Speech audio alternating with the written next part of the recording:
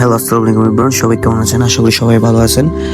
আজকে আমাদের গ্রামের বাড়িতে গিয়েছিলাম, তখন পুকুর থেকে জাল দিয়ে কীভাবে মাছ ধরলাম, কী কী করলাম সব কিছু এই ভিডিওতে দেখাবো। সবাই ভিডিওটা দেখেন। আর এটা জালটা বসেছিলাম দিনের বেলায়, মেলাতে ঘুরতে গেছিলাম। ওখান থেকে আস্তে আস্তে প্রায় রাতের 10টা-11টা বেজে গেছিলো, তার কারণে রাতে মাছগুলো তুলছি। অনেকগুলো মানে ছোটো জালও বসাইছিলাম, বড় জালও বসাইছিলাম। এখানে কই মাছের জালে কই মাছ বাসছিল, তারপর বড় মাছের জালে বড় মাছ।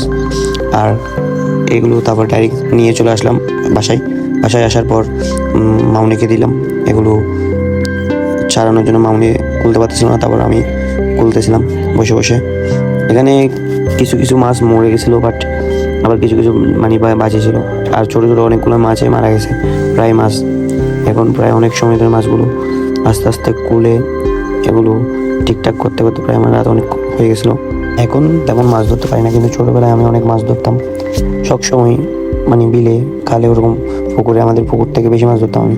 এখনও মা বলে, মানে যখন গ্রামে ছিলাম তখন এতই মাছ ধরতাম যে মানে ওদের অতিষ্ঠ করে ফেলতাম মাছগুলো কাটার নিয়ে।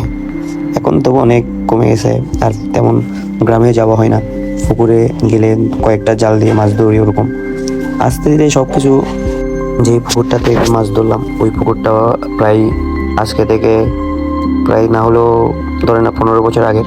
মানে আমি তখন অনেক ছোটো ছিলাম, মানে দাদুর মুখে শুনছিলাম আর কি, যখন হাঁটতে পারে ওরকম দাদু নাকি কুড়াইছিল এই পুকুর।